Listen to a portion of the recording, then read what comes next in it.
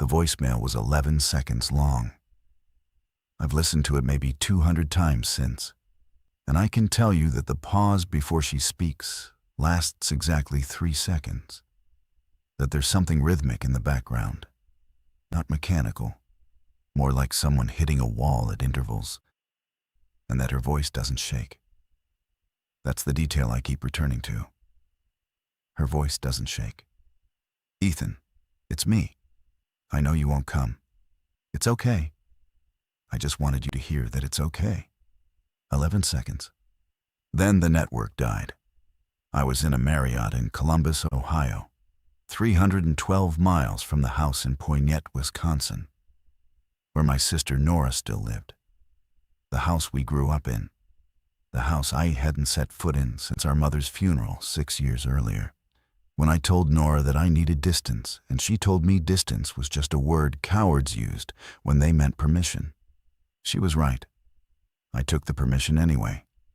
The outbreak had been a rumor for 9 days before it became a fact. You know how it goes. A few hysterical clips from Baton Rouge that the networks debunked. A leaked CDC memo that everyone said was fake until the CDC stopped issuing denials. A governor in Tennessee declaring a state of emergency and then resigning 40 minutes later without explanation. I watched all of it from the business center of the Marriott, refreshing feeds between sales calls for a medical device company that sold portable dialysis units to rural hospitals.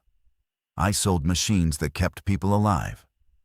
I want that on the record, not because it makes me good, but because it made me feel like I was already doing enough. That I'd already built a life that counted. When the interstate footage from Milwaukee hit, the one where you could see them moving between stalled cars in broad daylight, the shape of them wrong even at a distance, I packed my bag. Not to go home, to go further east. Baltimore had a friend. Baltimore had a couch. Baltimore had an extra deadbolt and a second-floor apartment, and a guy named Rich who'd been stockpiling since the Tennessee thing, and who said he had room.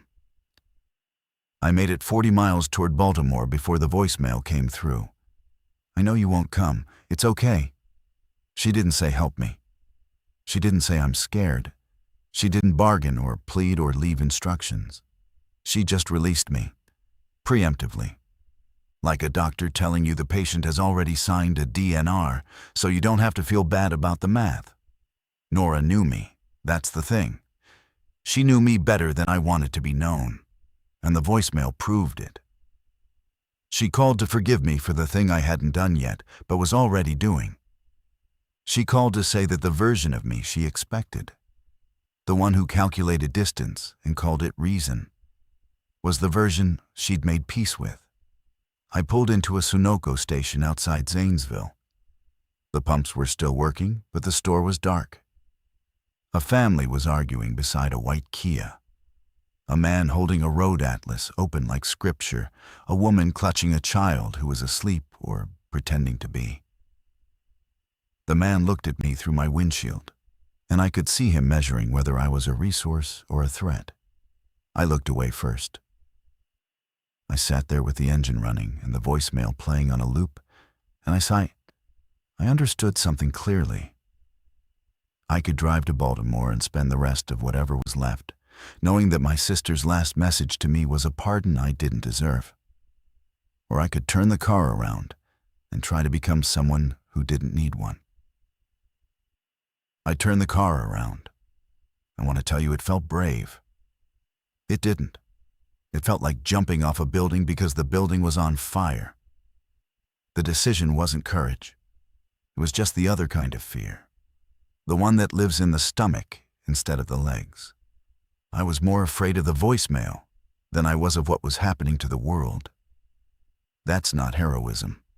That's just a man who finally found something that scared him more than dying. I pulled onto I-70 West, heading toward Indianapolis. 312 miles to Poignette. I had 3/4 of a tank and a tire pressure light I'd been ignoring for 2 weeks, and half a box of protein bars in the back seat, and absolutely no plan. The first 60 miles were almost normal. Traffic was heavy but moving, a slow current of westbound vehicles mixed with the usual semis and the occasional military transport heading the other direction. Nobody was speeding. That was the eerie part. Everyone was driving 5, 10 under the limit, like the highway itself was something fragile that might crack if you pushed too hard. I saw more hazard lights blinking than I'd ever seen on a single stretch of road. People signaling distress as a default, just in case.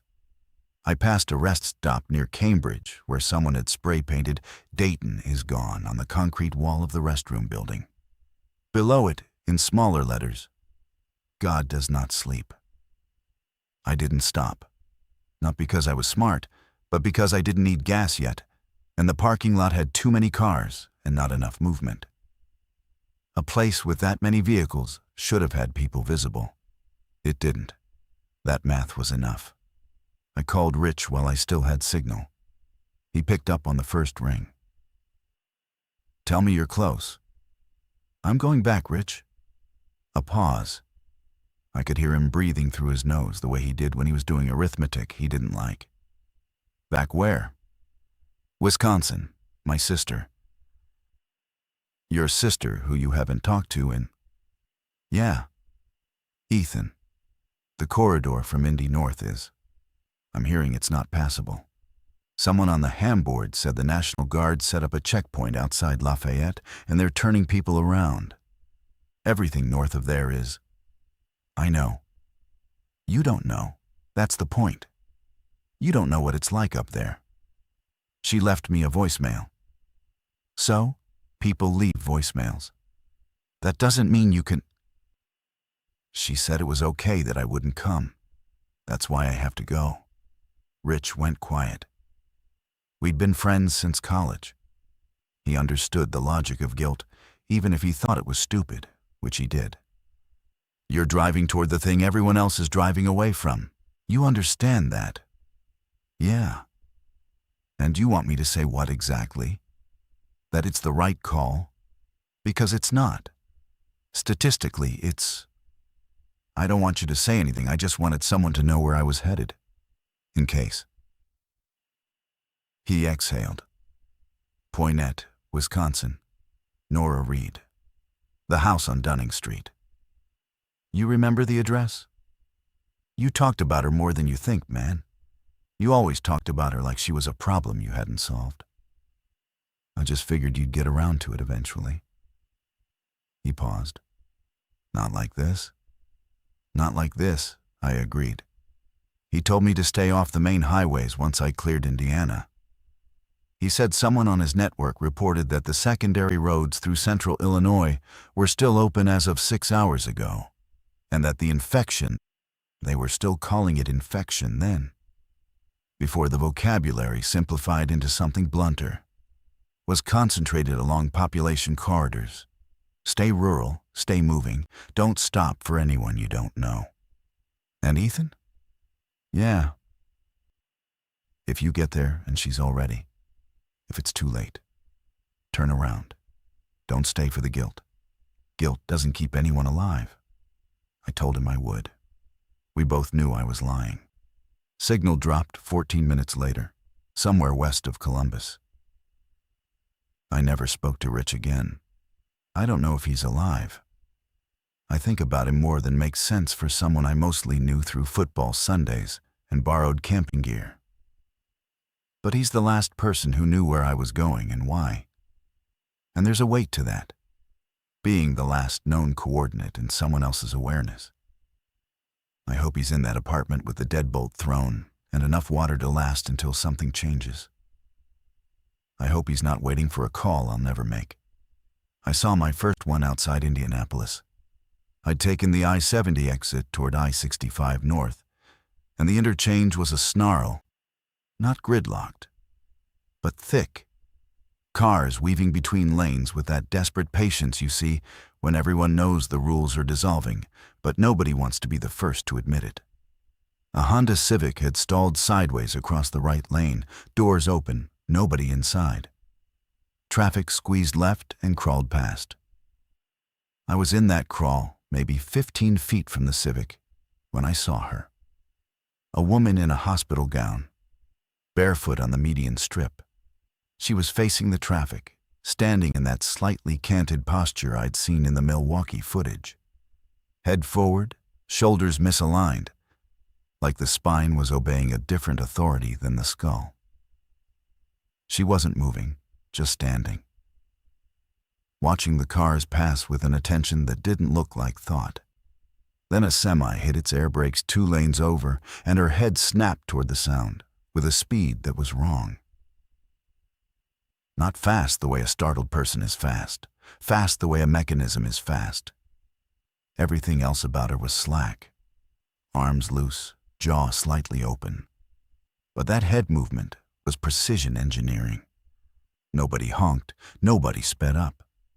The traffic crept past her like a funeral procession, and she watched each car go, and I watched her watch. And when I was directly beside her, maybe 20 feet of concrete and grass between us, she looked at my car, and I saw her eyes. I'm not going to describe them the way you think. They weren't empty. They weren't dead. They were focused, specifically, on me. The way you look at a door, you're deciding whether to open. She didn't move toward me. I cleared the interchange and merged onto I-65 North, and she got smaller in the mirror, and then she was gone. But that look stayed. It wasn't hunger, it wasn't rage. It was consideration. That's what they don't tell you. In the early ones, before the deterioration accelerated, there was something behind the eyes that was still working, not the person, not the mind, but something adjacent, something that used to be a function and was now running without supervision. I drove faster after that. The tire pressure light kept blinking. I kept ignoring it. 60 miles north of Indianapolis, the highway started to thin. Not because there were fewer cars.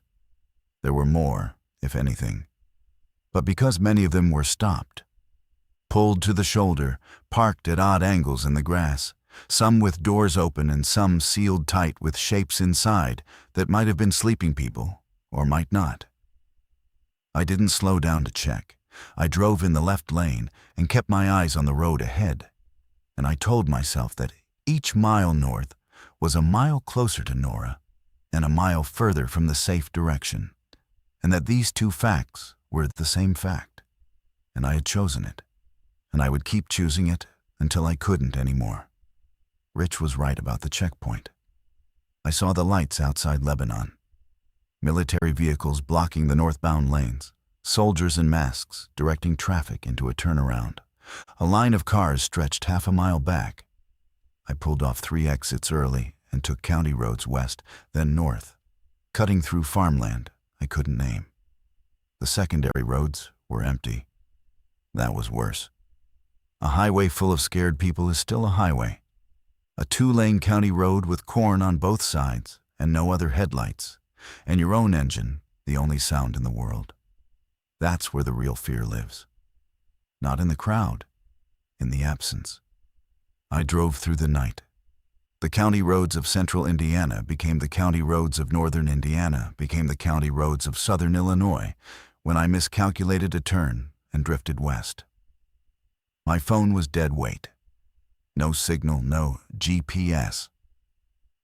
I was navigating by highway signs and a gas station map of the Midwest I'd found in the glove compartment, copyright 2011, creased into soft incomprehension at the folds. I kept the map on the passenger seat and read it at intersections by dome light, tracing routes with my finger like a child following a story. Twice, I passed through towns that were dark. Not just quiet, dark. No street lights, no porch lights, no glow from windows. The kind of darkness that only exists when the grid is gone and nobody's running a generator. I drove through them at 40 miles an hour with my headlights on and my windows up. And I felt the buildings slide past like set pieces on a dark stage, and I didn't stop. The third town, I think it was Kentland, Indiana, but I'm not certain, had light. One light, A gas station on the main road with a hand-lettered sign in the window. Cash only /2 gallons. Max /no exceptions. A man sat on a folding chair beside the pump with a shotgun across his knees. He was maybe 60, thin, wearing a John Deere cap and a flannel shirt with the sleeves rolled to the elbows. He looked at my car without expression as I pulled in. 2 gallons, I said through my cracked window. $20. The sign says 2 gallons. 2 gallons is $20. I gave him a 20. He pumped exactly 2 gallons, watching the meter like a jeweler watching a scale. And he stopped the pump mid-squeeze to nail the figure. Then he looked at me again. Where are you headed north for? Wisconsin. He processed that. Everything north of Champaign is a mess. Heard the bridges over the Rock River are blown. National Guard, maybe.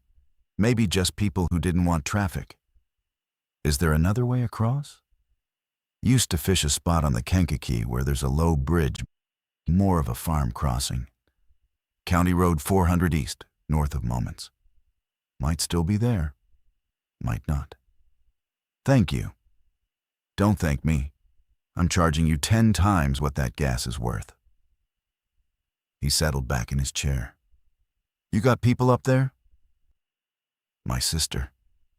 He nodded like this confirmed something he already suspected. Lot of people going backward these last 2 days. Lot of people remembering they had someone they left. He paused. Not all of them make it back. You should know that. The wanting to get there doesn't guarantee the getting there. I told him I knew. He waved me off with a motion that could have been dismissal or benediction. I pulled out and didn't look back. His words stayed with me, though. Lot of people going backward, lot of people remembering. I thought about that Honda Civic at the interchange. Doors open, nobody inside.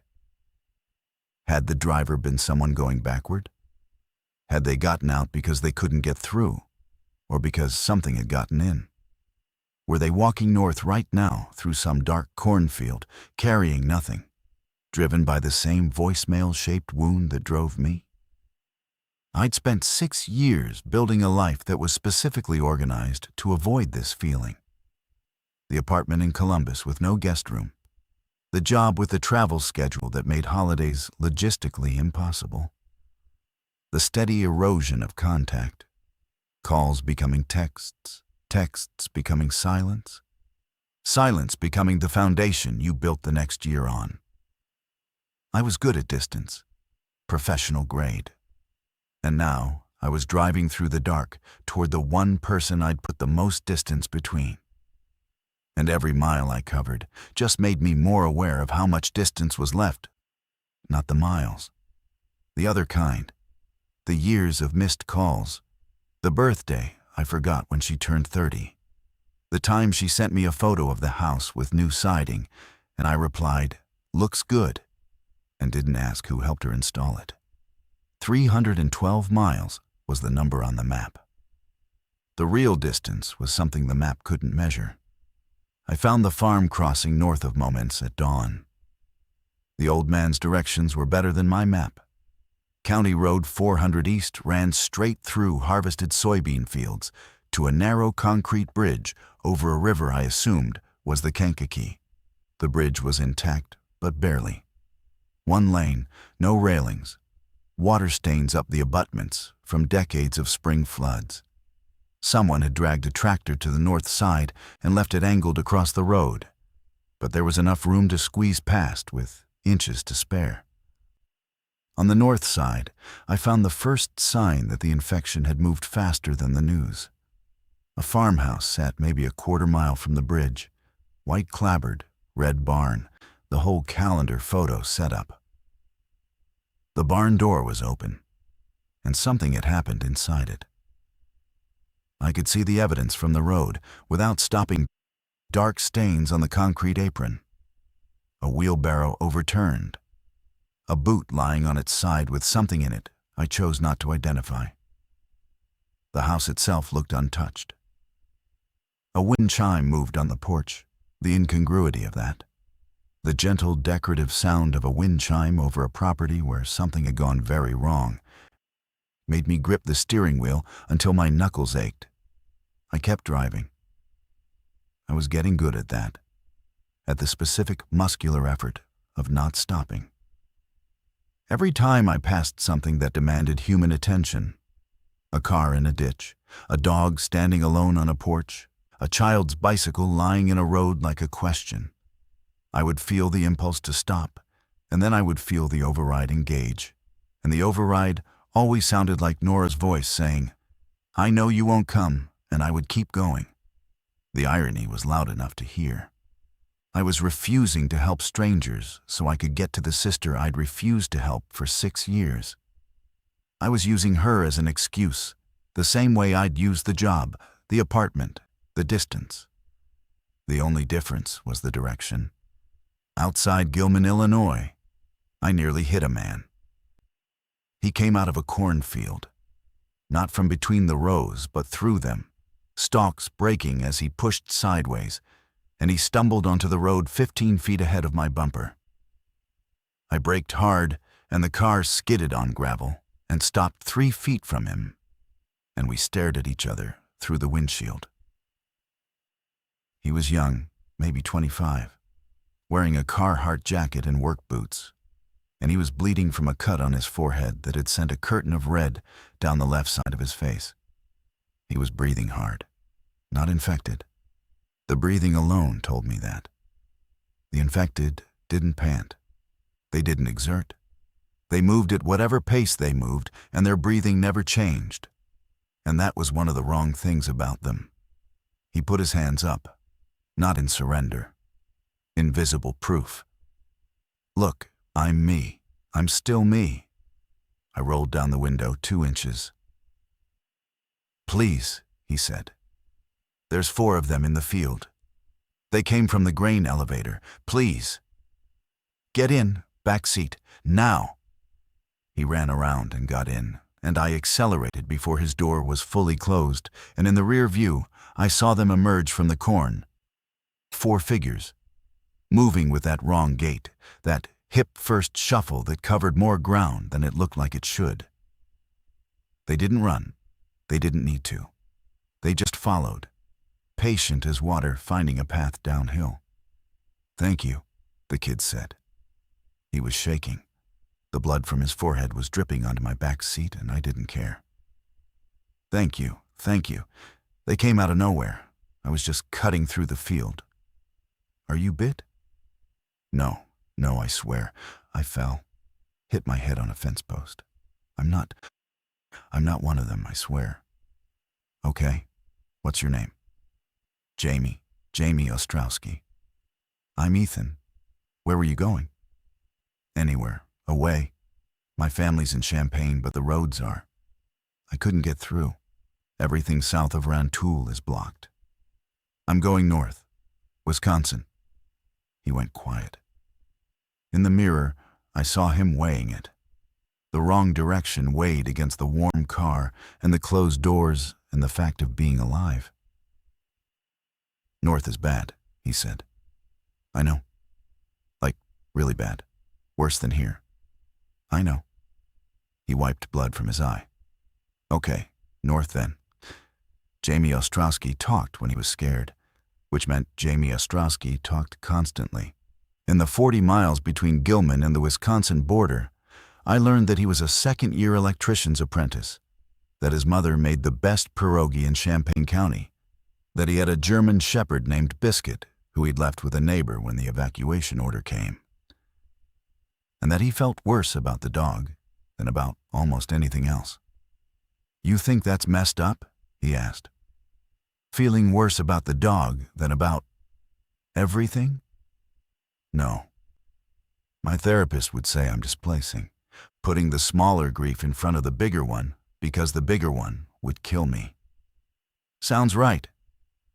"Yeah, well, my therapist is probably dead, so I guess I'll never know for sure." He said it flat, not for effect. Then he looked out the window and didn't talk for 11 minutes, which was, I would learn, The longest Jamie Ostrowski could sustain silence under stress. He was useful, though. He'd been on the roads for 3 days and had a mental map of what was passable that my 2011 gas station atlas couldn't match. He told me that Rockford was overrun, that the small towns were safer than the mid-size ones, but more paranoid, that you could smell an infected area before you could see it. Not the rot you'd expect, but something chemical, something like ozone mixed with copper. That the infected were slower at night, though nobody knew why, and faster near sound. That the military had pulled back to defensible positions and left everything between them to fend for itself. "Where in Wisconsin?" he asked. "Poynette, small town north of Madison." "Madison's a city. Cities are—" "I know. I'll go around." "You got family there?" "My sister." "She know you're coming?" I didn't answer. He read the silence correctly. "She doesn't know you're coming. When's the last time you talked to her?" "It's been a while." "Define a while." 6 years. Jamie let out a low whistle. 6 years, and you're driving into this for her. That's either the most beautiful thing I've ever heard or the dumbest. Probably both. "Yeah." He leaned forward between the seats. "My sister and I fought all the time, like screaming fights. Holidays were a war zone. But I always knew if something happened, she'd come. And I'd go, you know. The fighting was just the noise on top of the signal.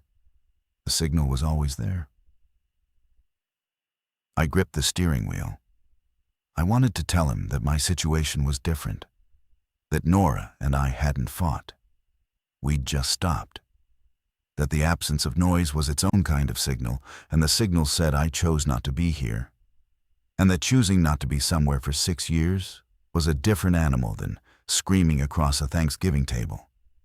Because at least screaming meant you were still in the room. "What happened?" he asked. "Between you two?" "Nothing. That's the problem.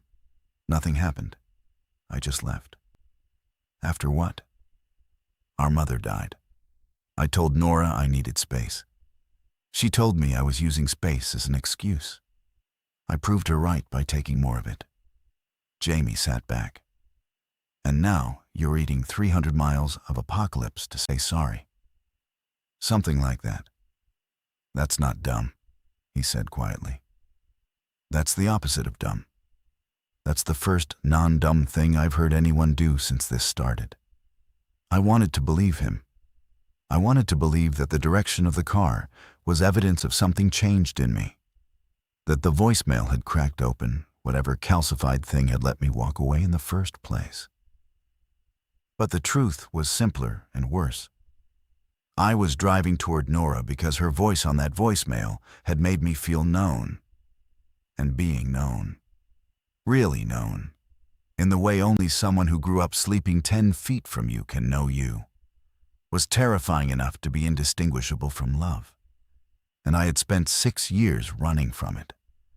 And running from it had turned out to be the thing that actually killed me. Not the dead walking, not the grid going dark, but the quiet death of being someone nobody expected anything from. The Wisconsin state line had no sign. Someone had knocked it down, or it had fallen. We crossed into the state without ceremony, without evidence. And I thought, this is how most crossings work. You don't notice the line until you're past it. You don't feel the change until you're already changed. Southern Wisconsin smelled like smoke. Not the sharp smoke of a house fire, something wider, flatter, like a whole landscape smoldering at low heat.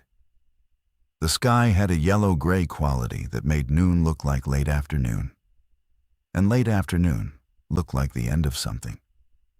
Jamie pointed out the haze and said it was probably agricultural. Somebody's fields burning, maybe deliberately, maybe as a fire break. I didn't know if that made tactical sense. I didn't know anything about tactics.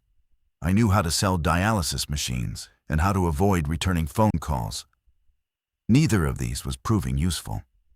We skirted Madison to the west, taking a chain of county roads that wound through the driftless area, where the glaciers never flattened the hills.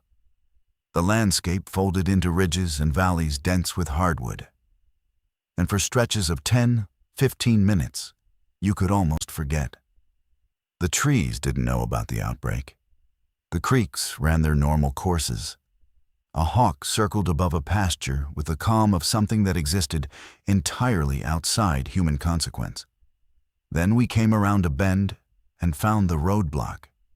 3 vehicles, a pickup, a minivan, and a UTV parked across the road at the entrance to a small bridge over a creek. Behind them, a hand-painted plywood sign, Community of Lodi, residents only, no entry, armed. 2 men and a woman stood beside the pickup. One man held a deer rifle with the ease of someone who'd held it for decades. The other held a baseball bat. The woman held a clipboard. I stopped the car 30 feet back. "Don't get out," Jamie said. "I have to talk to them. This road goes to Poinet. There are other roads." "Not on my map." I got out slowly, hands visible, and walked toward them. The man with the rifle watched me the way the old man at the gas station had, measuring, calculating. The woman with the clipboard stepped forward. "Where are you coming from?"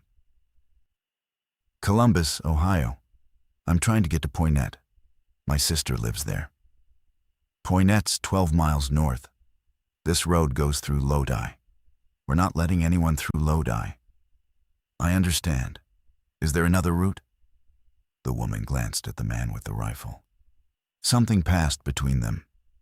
A conversation that had been had before, about other people, probably many times. "You could backtrack to 60 and take it north to 113. That'll loop you around, come in from the west. Adds about 20 miles. Is that road clear?" "Was this morning. Can't speak for now." The man with the bat spoke up. "How many in the car?" "2. Me and a kid I picked up in Illinois. He's not infected. Neither am I." "We're not worried about infected," the man with the rifle said. His voice was surprisingly gentle. "Infected are easy to spot. We're worried about people." That hit me in a way I wasn't expecting. Not the words, the weariness in them. These people had been standing at this bridge for days, probably in shifts. And the thing that had worn them down wasn't the dead. It was the living. The desperate living, the angry living. The living who saw a small town with resources and wanted in. The math of survival had turned neighbors into border guards and strangers into threats. And the gun wasn't for the infected. The gun was for me. "I'll go around," I said. The woman nodded. "Good luck finding your sister." "Thank you." "Don't come back this way. Next shift won't be as polite." I drove back the way I came and found Route 60 and started the long loop west. Jamie was quiet for once, watching the roadblock shrink in the mirror. "That's going to be everywhere," he said. "Every town, every road." "Probably. So what happens when the road to Poinet is blocked too?" "I walk." He looked at me like I'd said something in a language he didn't speak. Then he shrugged and leaned back and closed his eyes. And I drove through the hills of southern Wisconsin with smoke in the sky, and 12 miles between me and my sister. That might as well have been 12,000. The loop added 90 minutes. Route 60 was clear but slow. Downed branches from a storm nobody had cleaned up. A jackknife trailer that forced me off-road through a horse pasture. A stretch where the asphalt just ended and became gravel without warning. The landscape was beautiful in the way that places built for peace are beautiful when the peace has been recently and violently subtracted. Dairy farms with their black and white cattle standing at fences, watching the road with bovine indifference. A church with its doors open and its parking lot full, and a sound coming from inside that might have been singing or might have been something else. We came into Poynette from the west, through the back roads I used to bike as a kid. I recognized the shapes before I recognized the names. The hill where Tommy Gallagher wiped out on his skateboard and broke his collarbone. The pond where Nora and I caught bluegill with worms and safety pins. The Gunderson farm where the old man used to give us apples so tart they made your eyes water. Landmarks of a childhood I'd packed into a box and shelved and was now unpacking at speed, each one hitting me with a disorientation that had nothing to do with navigation. The town itself was quiet. Not dark, not destroyed. Quiet. Lights on in some windows. A few cars on the main street. The hardware store had a sign that said, "Water available. 1 gallon per household." The volunteer fire station had its bay doors open and someone had set up a folding table outside with a hand-crank radio and a stack of paper that looked like a sign-up sheet. It looked organized. It looked like someone was managing things. "This doesn't look bad," Jamie said, sitting up. "No. This looks functional, like weirdly functional." Poynette's always been like that. Small enough to cooperate, big enough to have resources. "Your sister do this?" I didn't answer, but the thought had already formed. Nora was a high school biology teacher who coached cross-country and ran the community garden and sat on the town board and knew every family within a 10-mile radius. If anyone was organizing a response, it would be her. She was the kind of person who saw a problem and moved toward it. I was the kind who saw a problem and calculated the exit. I turned onto Dunning Street, our street. The maples were bigger than I remembered. 6 years of growth that I'd missed. 6 rings I wouldn't be able to count from the outside. The houses looked the same but older. The way you look the same but older when you see yourself in a mirror after not looking for a while. Number 414. White siding. The new siding from the photo I'd replied, "Looks good too." Blue shutters. The porch light was on. The garden was neat. There was a rain barrel by the downspout that hadn't been there before, and a bicycle leaning against the garage, and a hand-painted sign on the front door that I couldn't read from the street. I parked. I didn't move. "Is this it?" Jamie asked. "Yeah." "You going to sit here, or are you going to go in?" "Give me a minute." "We don't really have minutes to give, Ethan." He was right. But I sat there anyway, engine idling, looking at the house where I grew up. And I felt something I hadn't expected. Not relief, not homecoming, shame. The house looked cared for. The town looked organized. Nora's life, the life I'd absented myself from, had continued without me and had, apparently, continued well. She had built something here. She had stayed and tended and invested, and when the world fell apart, her investment had paid off in community and structure and a porch light that was still on. I had sold machines in hotel rooms and driven away from everything. The sign on the front door I could now see read, "Medical Station. Ring bell. All welcome." She'd turned our childhood home into a clinic. I turned off the engine and got out, and my legs were stiff and my hands were shaking, and the walk from the car to the porch was 30 feet, and it took everything I had. I rang the bell. Inside, footsteps. Not hurried, not cautious. Purposeful. The door opened.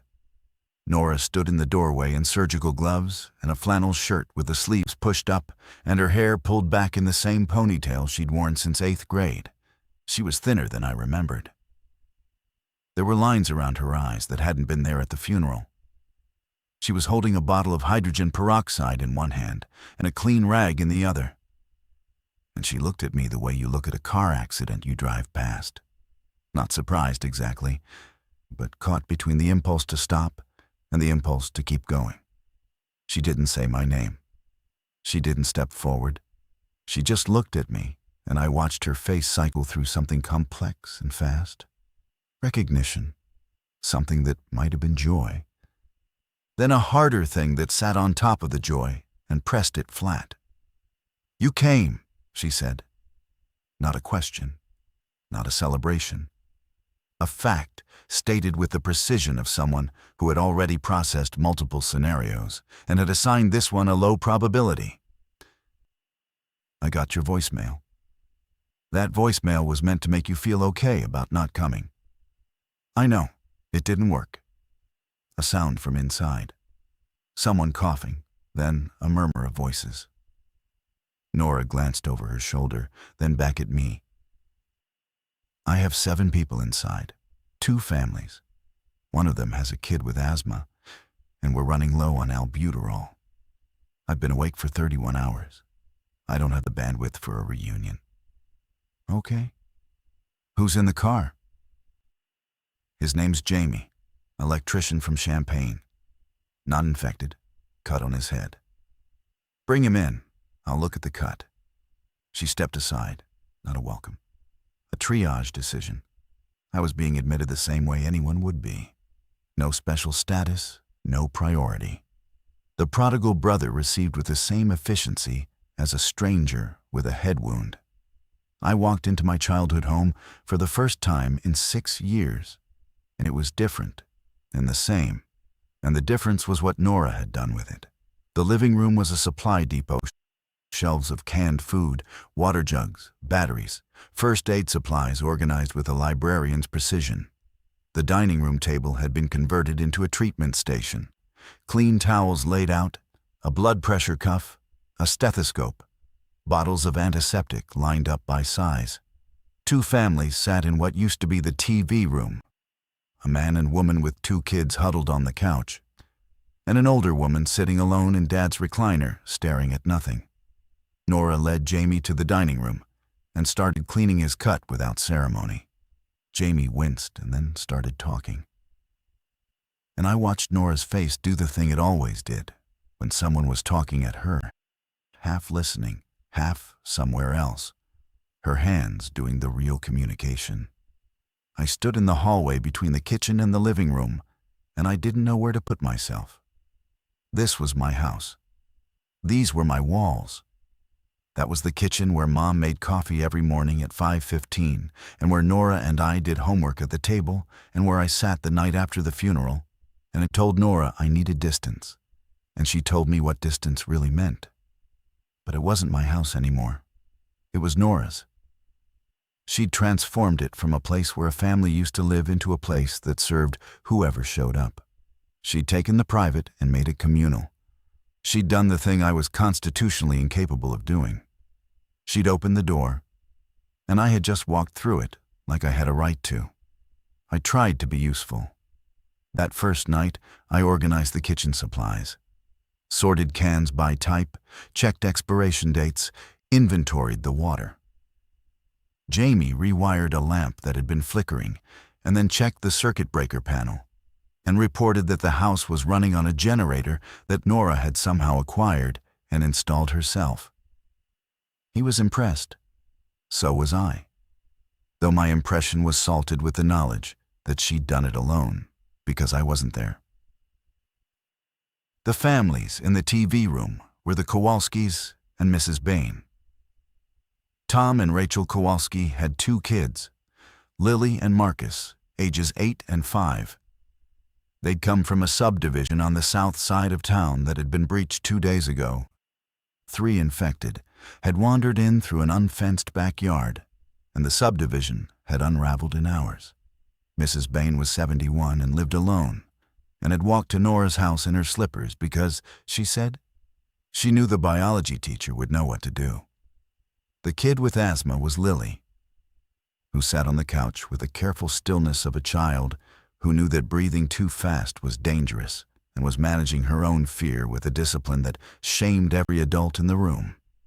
Nora didn't speak to me beyond logistics. Water jugs go on the bottom shelf. There's a hand pump for the well out back if the town supply cuts. Jamie should sleep in the basement. There's a cot. Efficient, clear, stripped of inflection. She spoke to me the way she spoke to everyone. Equal distribution of attention. No surplus for the brother who'd driven 300 miles through the end of the world. I deserved it. I knew I deserved it. But knowing you deserve something doesn't make it hurt less. It actually makes it hurt more, because you can't redirect the pain into indignation. You just have to sit in it. Around midnight, the families were asleep, and Jamie was in the basement, and Nora was at the dining room table reviewing a hand-drawn map of Poignette, with notes in different colored markers. Red for confirmed breaches, blue for barricaded areas, green for supply caches. She had the whole town mapped. She had a system. I sat across from her. She didn't look up. Nora, if you're going to say sorry, don't. Not right now. I can't hold your apology and hold this town at the same time. I wasn't going to apologize. She looked up, surprised maybe, or just recalibrating. I was going to ask what you need for the morning. What needs to be done? She studied me. I could feel her looking for the angle, the exit strategy. The part where I was already calculating how long I needed to stay before leaving felt defensible. I couldn't blame her for looking. That had been my pattern for longer than 6 years. That had been my pattern since we were teenagers. Show up, participate just enough to be visible, then retreat into whatever private space I designated as more important. The north barricade needs reinforcing, she said slowly. The one on Church Street. Tom Kowalski and I put it up with sawhorses and a truck, but it needs actual material. There's lumber at the hardware store. I've got an arrangement with Glenn. He's running the store now. You can take the pickup in the driveway. Okay? Jamie can help with the wiring at the community center. They're trying to get a CB radio operational. If we can reach the guard post in Portage, we might be able to coordinate supply drops. Okay. She looked at me a moment longer. You look tired. I'm fine. That's not what I asked. I nearly broke then. Not from the drive or the fear or the infected woman on the median or the man with the rifle at the bridge. From the precision of Nora's observation. You look tired. Not you look terrible or you look like you've been through hell or any of the things a person says when they want you to know they see your suffering.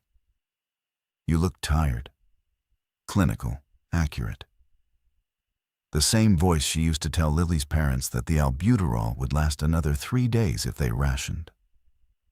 A voice that cared deeply and was too exhausted to perform the caring, and so just stated facts and let the facts do the work. I'm tired, I said. Your room is the same. I didn't change it. You didn't?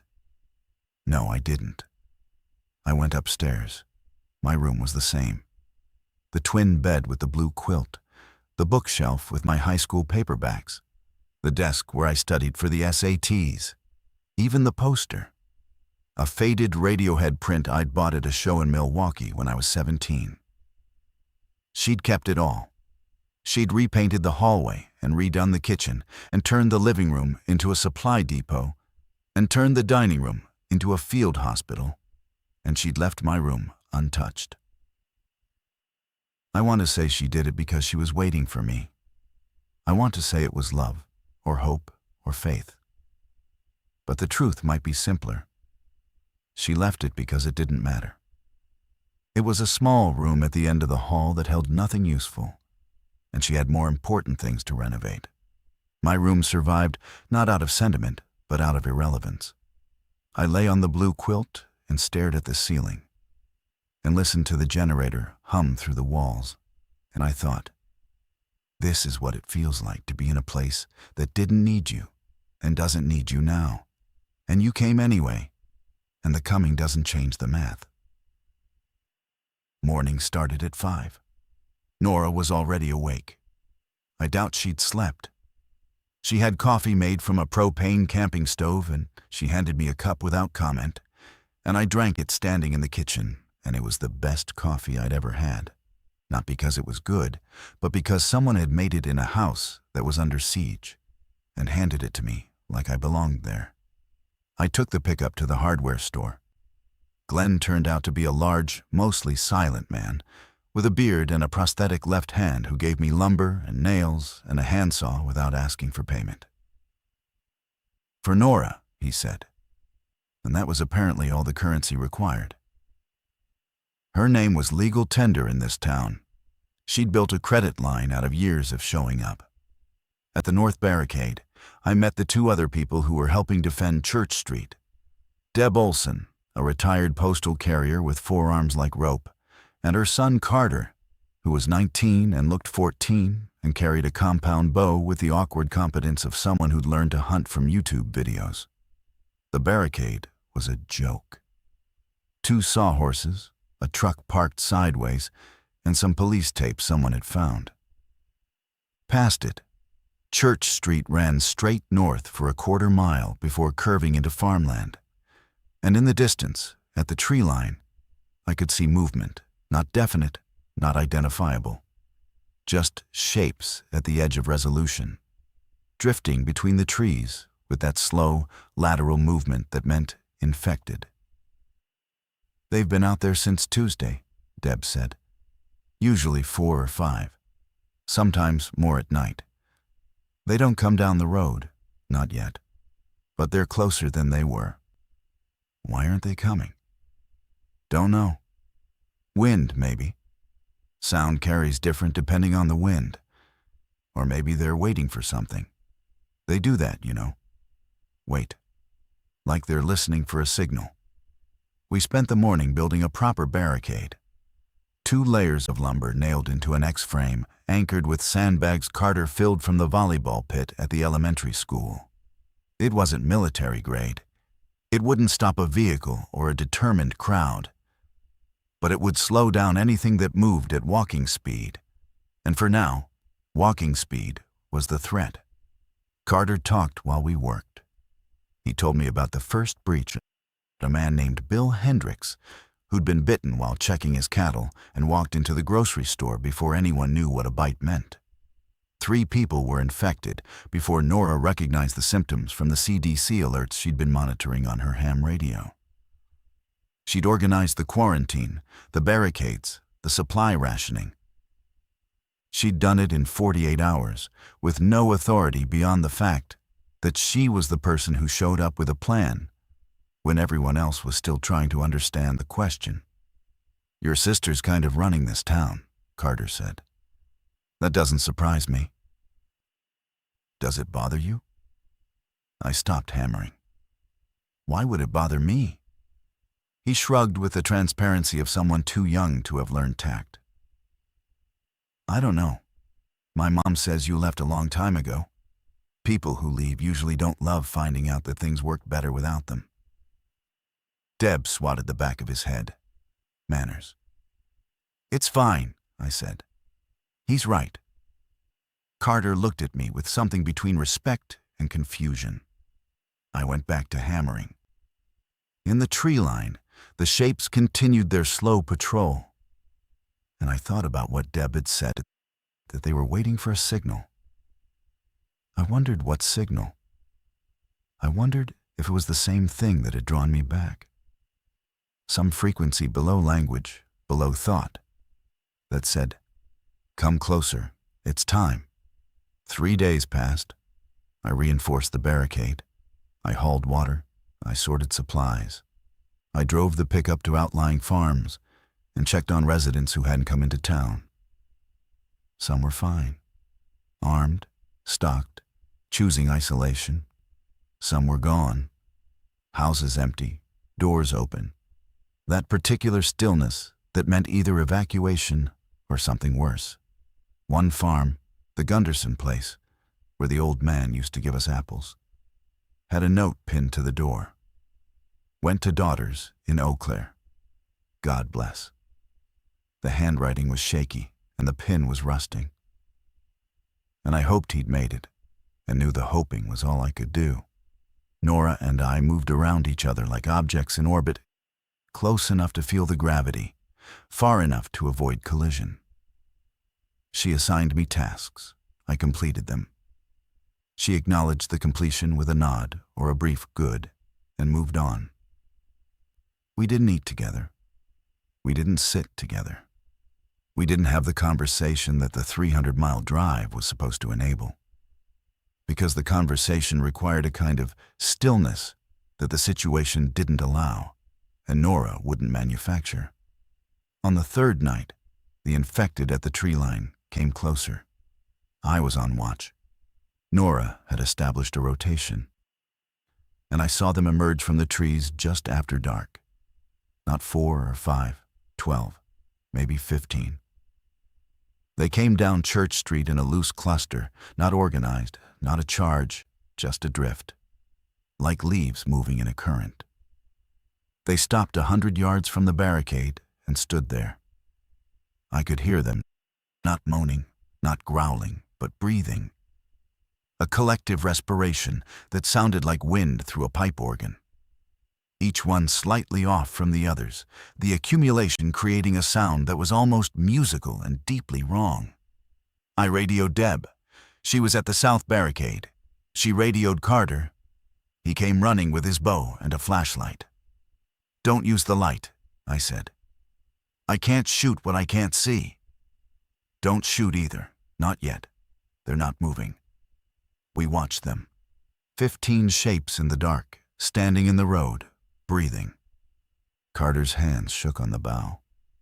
I could hear his teeth chattering, and I couldn't tell if it was cold or fear, and it didn't matter because the sound was the same.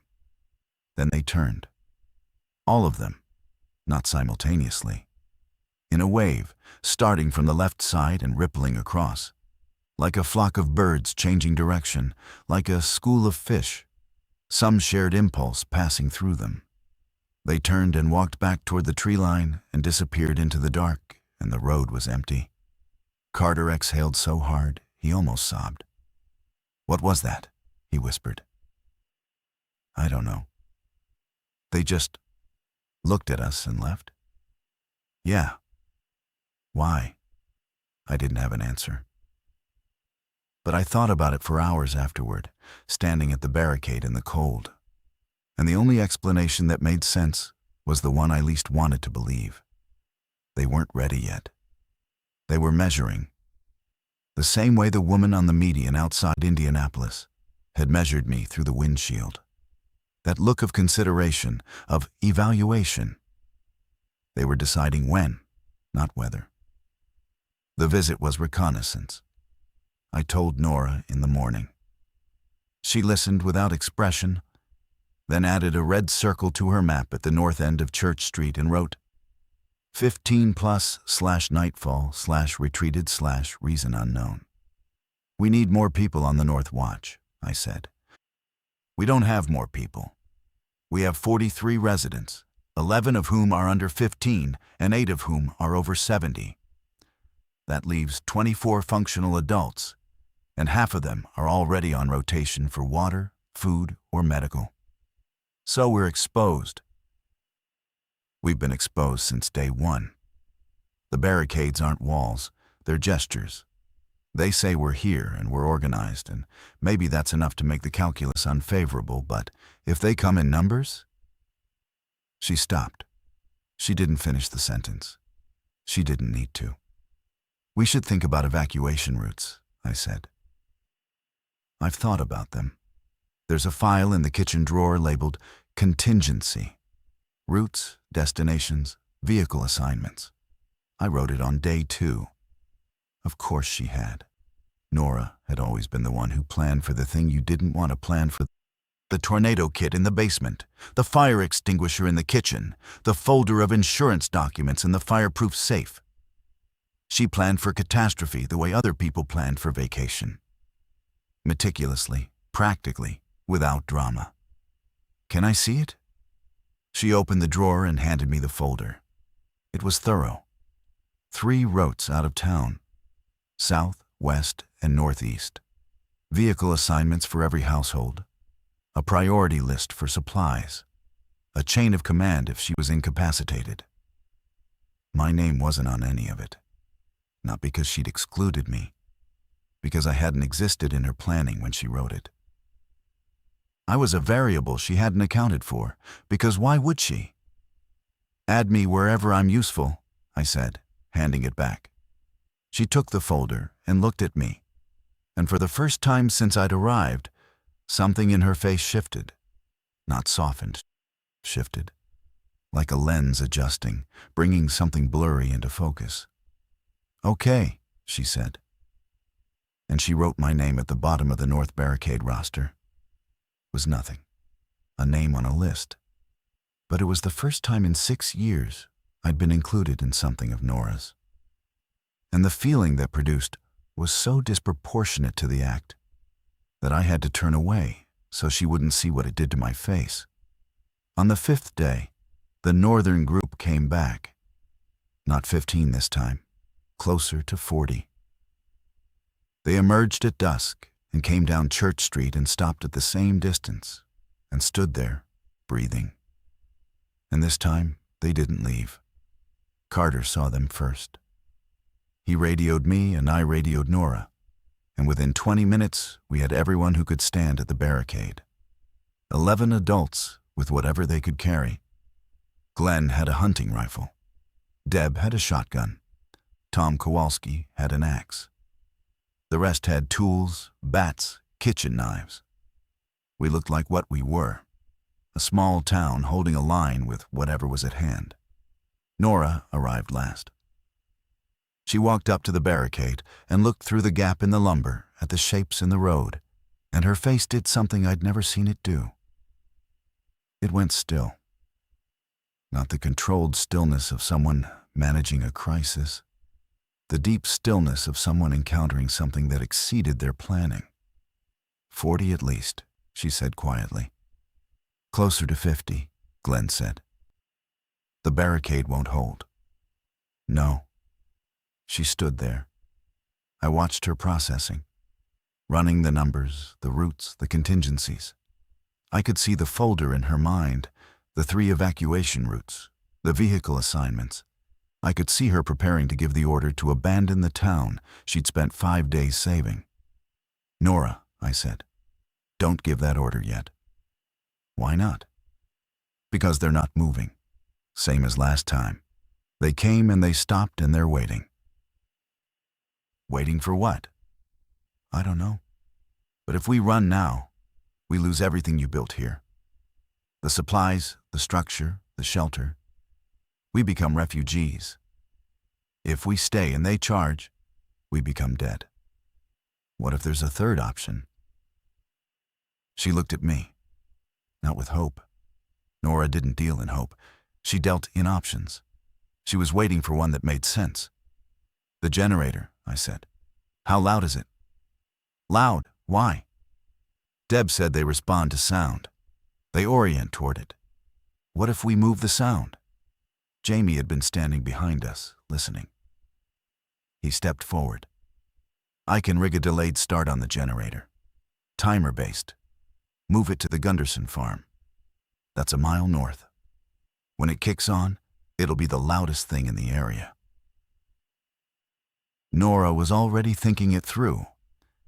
If they follow the sound north, away from town, we have a window, maybe an hour. We use it to reinforce or to evacuate, depending on how long the diversion holds. That's a lot of ifs. Everything's a lot of ifs right now. She looked at the shapes in the road. They hadn't moved. That patient, evaluative stillness, waiting for the signal. Do it, she said. Jamie, take the pickup. Ethan goes with you. 20 minutes there, set the timer, 20 minutes back. Don't stop for anything. I'm not leaving you at the barricade with... You're not leaving me. You're executing a plan. There's a difference. Go. This was the moment.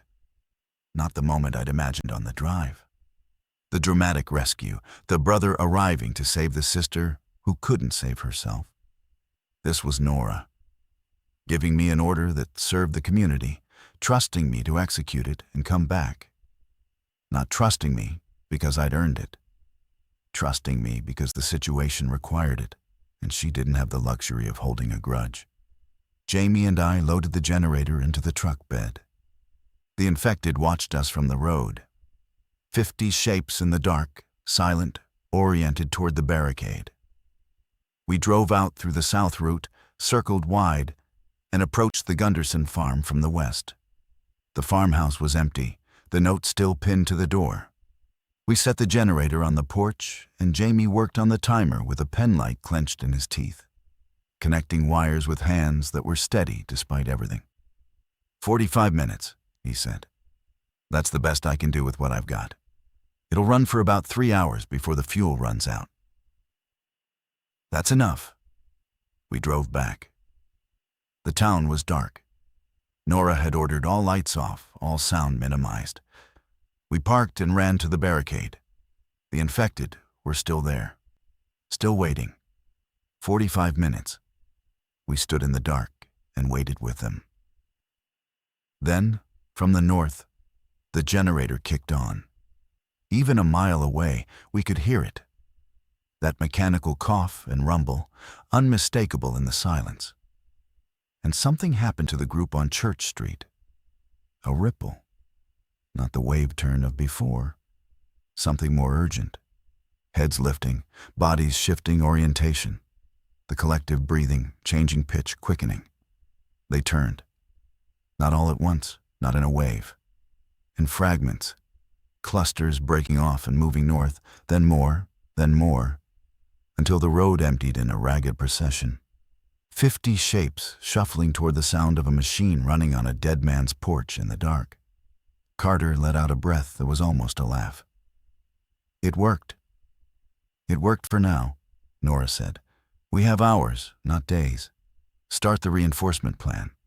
Everyone moves. We worked through the night, double-layered the barricade, moved supplies to vehicles, established a rally point at the elementary school in case the southern route became the only option. Jamie rigged tripwire noise alarms on the northern approaches. Tin cans on fishing line. Primitive but functional. At 3 a.m, I found Nora sitting on the back porch steps. She was alone. The map was on her knees, but she wasn't looking at it. She was looking at the backyard. The garden, the rain barrel, the swing set that was still there from when we were kids, rusted now but standing. I sat beside her. She didn't move away. For a while, neither of us spoke.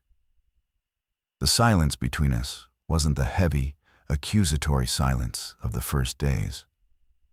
It was the silence of two people who were too tired to perform and too present to leave.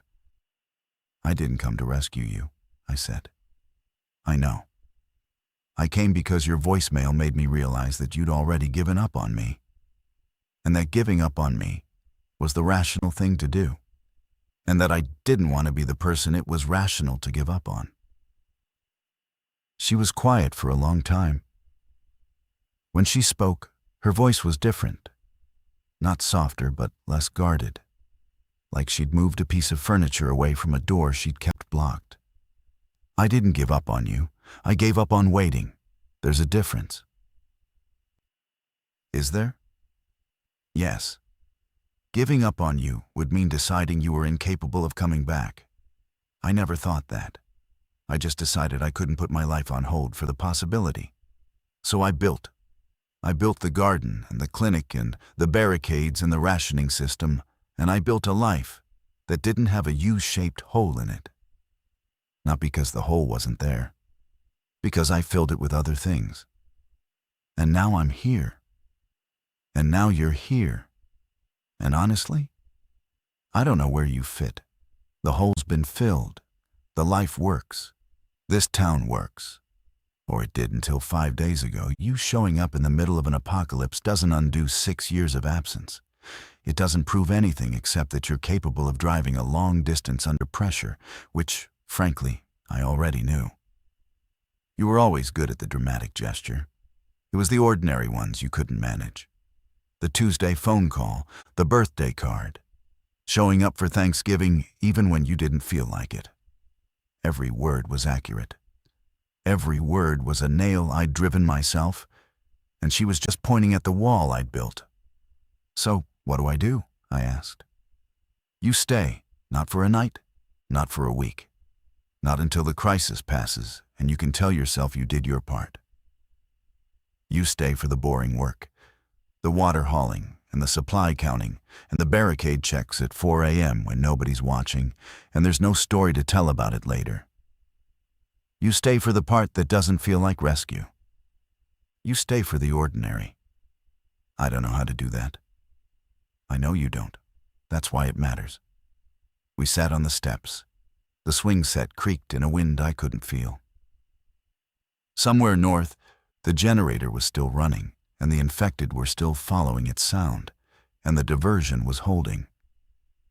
But diversions don't hold forever. Nothing does. That's the whole point.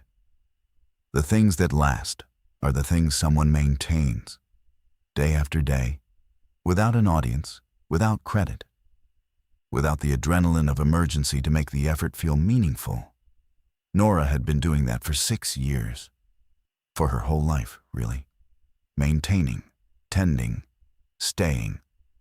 I had never stayed anywhere long enough to know what maintenance felt like. "I'll stay," I said. "We'll see." I mean it. I know you mean it right now. Right now is easy. Right now there's a horde in the tree line, and a generator diversion, and a barricade that needs reinforcing, and all of it feels urgent and necessary and important. The hard part is next month, when it's just rain and inventory and the same faces and the same problems and no crisis to make you feel needed. That's when people like you leave. People like you, not people like me, not even people. You. I won't leave." She looked at me, and in the dark, with the map on her knees and the town she built around her like a shell, she looked exactly like our mother. The same jaw, the same way of holding eye contact past the point of comfort, the same refusal to accept a promise at face value. "Don't promise me," she said. "Just show up tomorrow, and the day after that. That's all I've ever wanted from you, Ethan. Not the drive, not the grand gesture. Just the ordinary day after the ordinary day." I didn't say anything else. She went inside. I stayed on the steps and watched the yard lighten into gray. And I thought about how I'd imagined this going. The reunion, the embrace, the tears, the narrative of redemption. The brother who drove through the apocalypse to save his sister. The story I'd already been telling myself on the highway. The one where the distance I'd covered proved the depth of my love. Where the danger I'd faced converted into moral currency I could spend against 6 years of absence. None of that was real. The real thing was smaller, harder, and had no ending. The real thing was tomorrow's water haul, and the day after's barricade check, and the gradual, unglamorous process of proving through repetition that I could be relied upon. Not once, not in crisis, every day. That was what rescue actually meant. Not the arrival, the staying. The generator ran out of fuel at dawn. The infected drifted back south, but fewer than before. Some kept going north, drawn by something else, some signal we couldn't hear. The tree line was quieter. Not empty, but quieter. I hauled water that morning. I sorted cans. I helped Deb reinforce the east approach, and I changed a dressing on Mrs. Bain's ankle, and I sat with Lily Kowalski while she used her inhaler and told me about the book she was reading. Something about a girl who could talk to animals. And I listened like it was the most important story in the world, because right then, in that room, it was. Nora added my name to the Tuesday medical supply inventory rotation. She handed me the clipboard without ceremony. "Every Tuesday," she said. 6 a.m. Every Tuesday. She nodded, and in that nod, not a smile, Not forgiveness, not absolution, just a nod. I understood that the 312 miles I'd driven were the smallest distance I'd ever have to cross. The real distance was the one between the person who leaves and the person who stays. And it couldn't be covered in a car. It could only be covered in days. Ordinary days. One after another. No voicemail, no fire, no dead walking the tree line to make the staying feel urgent. Just the quiet act of being where you said you'd be. I'm still here. It's Tuesday. I'm counting bandages,